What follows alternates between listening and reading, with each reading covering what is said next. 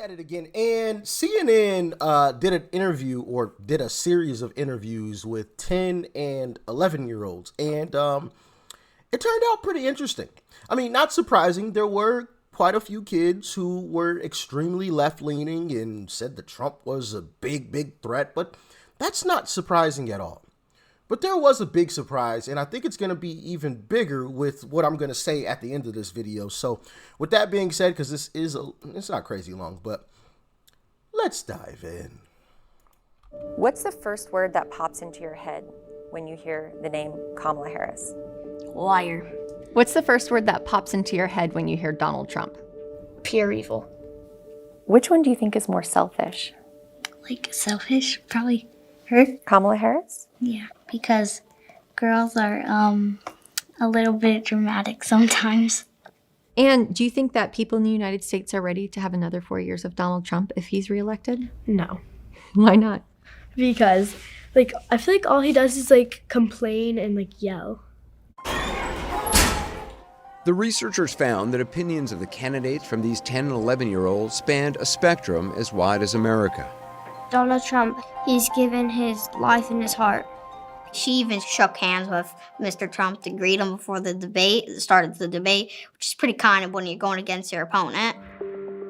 The study was designed by psychologist Ashley Landrum and political scientist Shanto Iyengar. Landrum conducted all the interviews and showed the students pictures of the candidates and asked them questions like, Which one of these two do you think is more honest? Which one of these two do you think would keep us safer if they were elected? Landrum also showed them an emoji chart and a feelings chart and asked them questions like this. I'm going to ask you how much you like each of these two candidates. The questions were phrased to promote more open-ended conversations. I live in an apartment. I want to get a house, but it's hard. One thing that the kids talked a lot about, former President Trump's legal issues. How much do you like Donald Trump using that scale? Probably, Donald Trump probably hates me for doing this, so, You really don't like Donald Trump? I mean, come on, he went to, like, jail, I mean... To be clear, while Trump was booked and released from jail, he didn't spend time behind bars. 32% of all students brought up the former president's legal issues. In general, kids who said they'd support Donald Trump did not see his legal problems as a disqualifier. Hi, how are you doing today? This was in May before Trump's conviction. Should he be president again still? Yeah, we can say, for example, JFK. He cheated on his wife, but, people still loved him. George Washington, Thomas Jefferson, both slave owners. Being a slave owner is really bad. It's a really bad thing. But they still had 2 terms. So I think even though Trump has done bad stuff, he still deserves to run for president. Just curious. And now? Which one of these two candidates do you think is more likely to do bad things? Oh, convicted felon against a liar. Oh, who do I pick? I'm gonna say Trump because he's a convicted felon. Do you think it's okay for somebody who is a convicted felon to become president of the United States? Yes. Many children were also very aware of the first assassination attempt on former President Trump. And which one do you think is tougher? Hmm. Donald Trump? Because he did survive a gunshot. And does anything else make him tougher, do you think? Or was it mostly his reaction to that? He's also pretty brave. I mean, if I was president and I was talking in front of a lot of people, I would be really scared. And why would something like that happen? There's, a lot of cruel people in the world and stuff. And, whenever something, bad happens to them, they'll want to take it out on somebody else that they don't like. Yeah. And how does that make you feel? Kind of, nervous, because, and you never know, one day it could be you. For Vice President Harris, students from both schools had a lot to say about her race and gender. So do you think it matters more to voters that she's a woman or that she's a person of color? I don't really care about what color she is. I just care about the personality and what she wants what she wants like to do. Do you think people would be bothered at all by the fact that Kamala Harris is, half black and half No, Indian American? no, because Barack Obama was elected twice, 2 terms, served all 8 years. It'd be good for us to have Intelligent kid, right? And that's the thing that we should always bring up, and something that I always bring up when people start mentioning race and that, Kamala is losing or people don't like Kamala because she's black. Well, we had Barack Obama, didn't we? Everybody voted. Well, I don't know about everybody, but everybody black voted for him for sure. But black people are a small percentage of this country. So that means other races had to vote for him as well. And not only once, but twice. He turned out. He turned out. Barack Obama turned out. So when people try to bring up, oh, well, people don't like her just because, she's black. First off, she ain't black. But even if she was, that's not true at all, because we literally already elected a black president. Not once, but twice. Twice. So that whole narrative is out the window. So I'm glad that that young brother is very, very intelligent. But let's continue. a black woman as president for the first time in history. Yeah. But my vote's kind of still on Trump. 86% of all students our researcher talked to thought America was ready for a woman president of color. And do you think people in the U.S. are ready for a woman president? Yeah, because there hasn't been a woman president Because yet. there hasn't been one yet. The fact that she's a woman and she's black, that could help kids who are like her or are different feel a lot more accepted. Still, some students had different views about gender. I just feel like boys would probably be better as president, but she's pretty and stuff, but I just don't think a woman would be right for a president.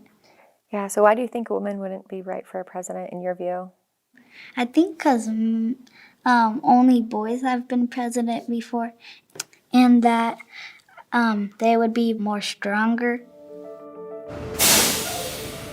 Overall, the biggest finding, the children in the study were polarized, with what researchers call more extreme responses from the blue state kids than the red state kids. Donald Trump, he did bad things. He's like Hitler. He only wanted to be president so that he can just control everybody. Trump is supporting January 6th now. I remember that January 6th, it was a bunch of Republicans believing Trump. I feel like they thought Trump was a god. People got arrested. I think one officer died afterwards. That was a big day. The study found that these Democrat-leaning kids were about 9 times more likely to express negative emotions about Donald Trump than Republican-leaning kids were about Kamala Harris. Why might that be? Psychologist Ashley Landrum has some ideas. So Donald Trump is a very polarizing figure, and it's very possible that the kids are reacting to their parents reacting to Donald Trump being a very different kind of political figure than what we've seen before. So do the red state kids hold as strong of attitudes? Well, not when we're talking about Kamala Harris. In part, that could be because they don't know that much about her. Landrum was also curious about how kids saw their peers in the political divide. So, do you think that the kids that live in those 2 houses would be friends with each other? They can. They can? There's no law breaking that. It doesn't matter if you are different by skin color, or it doesn't matter if you are different by people, you can still be friends. The study found that Republican-leaning kids were more open to visiting a Democrat-supporting household. But Democrat-leaning kids were about 5 times more likely to say they would not want to go to a pro-Trump house. Would they be okay with you going over to somebody's house who is really supportive of President Trump? No, No? And why not? because they know that he's not like black people, so they will not be happy to see me. Would your family let you go over to somebody's house who's really supportive of Donald Trump? No. No, they wouldn't? No. And why not? Because, like, my mom and dad don't like Donald Trump at all. Not a single bit. Would you be okay going over to somebody's house whose family really likes Kamala Harris? I think it'd be fine. It's just about the personality of the people. Would your family be okay if you went over to somebody's house who really liked Donald Trump? If I want to be real over here, so if I just went over there, I imagine be a good old argument or a fight, maybe like a food fight or something. You Lexi. Let's not forget, this is a study about 10 and 11-year-olds. And one issue they all had strong feelings on was Taylor Swift's endorsement of Kamala Harris. Are you a fan of Taylor Swift? Ew. No? So Taylor Swift said who she wanted to vote for. Do you think that her vote is going to influence the election? Yes. Yeah? Why do you think that? The Swifties will follow her lead. Do you think that her endorsement would impact the election? Yes. Yes? Yes. Why do you think that she would have such a big impact on the election? Because she's like very, very popular. Yeah. Ask half of the school, they'll tell you. All right, so you saw that there from CNN, 10 and 11-year-olds, giving their opinions on Kamala and Uncle Trump. Now, we've seen all the videos and the clips of the teachers indoctrinating the students, and this is why I said this is actually kind of bad for Democrats. We've seen all the videos and clips of teachers indoctrinating students at school, right, to hate Trump. I feel like 98% of teachers are Democrat, with only 2% being Republican. So when you have little kids already starting to push back on the narrative that has been fed to them, you've got a major problem. Because the last poll that I saw that polled Gen Z favored Trump. I want to say it was like 52 to 48. So it was close, right? But when you have little kids who are easily influenced, I mean, they're a blank piece of paper, right? When you have them already pushing back against the narrative, I think you got some major problems. Now, do parents obviously influence the children? Yes, of course, absolutely. But I think that this is really, really bad. And if you don't believe me, check out this recent video clip of this woman talking about how her daughter was pulled out of class in order to register to vote. Now, I apologize for the audio. The music, there was like music playing in the background, but I'm assuming whoever put this video together used some kind of software to take the music out so you can kind of hear it in the background a little bit. But pay attention to the woman's words, all right? Check it out. I'm going to say this is a personal experience of mine, something me and my daughter is dealing with, and I have proof, just in case my video is deleted for no reason. I just want to put that out there. Today, my 17-year-old daughter was pulled out of class and was told she needed to register to vote. Not only was she told how to register, she was told who she should vote for. And these are her words. And I'm going to upload proof at the end of this video. And I'm coming with part 2 tomorrow. Because why the would y'all pull my daughter out of class telling her who to vote for? That's a real story. And there's other clips that corroborate what she's saying. She actually records a video clip actually going to said school and questioning the woman who allegedly registered her daughter, who is 17, but I guess turns 18 literally on the day of the election. I believe she said, turns 18 on the day of, and, questioned her. And one of the interesting things that, she talks about there is that the woman tried to convince the daughter on who exactly to vote for. First off, why are you registering kids to vote in school? Are we in school to learn reading, writing, science, math, right? That kind of stuff. Why are we talking about voting in school? Okay? Where our test scores are absolutely in the tank. In the tank. And you're concerned with that? That's first thing.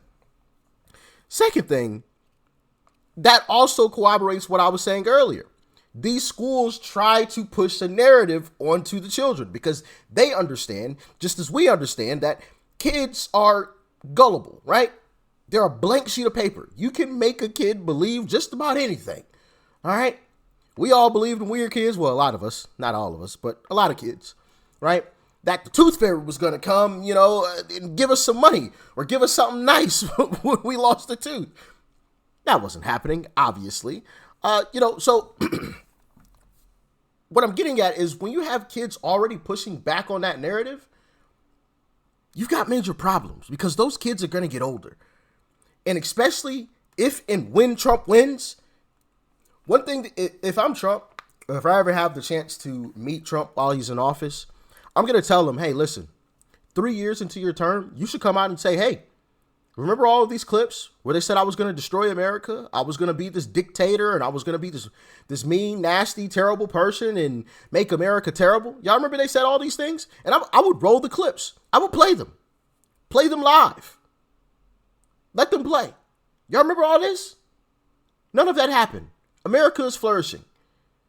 Jobs are back in America. Our borders are closed. Crime is actually down, right? All of these things are great. Just remember they lied to you. They lied to you, And once Trump does that, or just even once Trump, is in his third year in office or, getting ready to leave office and everybody can see, oh, everything's great. All of those lies are going to go right down the drain because people like me are going to bring all of these clips right back of them saying, oh, Trump's going to be a dictator. He's going to destroy America, blah, blah, blah. All this terrible stuff. I'm going to play those clips and then I'm going to play what's actually currently happening, right? The economy, grocery prices, gas prices, all of these other things. And people in America, including these young kids, are going to see, wait a minute, they lied to me. They lied to me. And you know what's going to happen? They're not going to believe a single thing that comes out of their mouth ever again. As a matter of fact, if they're like most people, they're going to believe the exact opposite of what comes out of their mouth. So they are absolutely digging themselves into a hole. They better hope that Kamala wins because if she doesn't, it's over. It's cooked. It's cooked. They have no shot. No shot. Zero. Because all of those kids are going to see that they lied. Everybody's going to see that they lied. And everybody's going to, whatever they say, everybody's going to believe the exact opposite. And I don't know how they're going to dig out of that one. I don't see a chance in hell that they dig out of that one. But that's just my humble opinion on it. Also, last thing, I also found it interesting how, some of the Republican leaning students found it okay to hang out with the Democrat students, but the Democrat students said it wasn't okay to hang out with the Republican students. Isn't that interesting? But the Democrats, not the kids, right, but the adults, the establishment, the politicians, all say that Republicans are the mean and nasty people, but even the Republican kids know, hey, just because you're a Democrat doesn't mean that I can't hang out with you, doesn't mean that you can't be my friend, doesn't mean that we can't be neighbors. But isn't it interesting how the kids said that that's not possible? Says a lot, doesn't it? Who's really the mean and nasty and terrible side? And I don't mean the kids. I'm not talking about the kids, but the kids are a megaphone from the teachers and the parents. The teachers and the parents feel that way, and the kids just repeat it. Isn't that interesting? I'm just saying. I'm going to leave y'all with that. Y'all let me know your thoughts and your opinions. Thanks for tuning in as always. Stay safe out there. Peace and love. I'm out.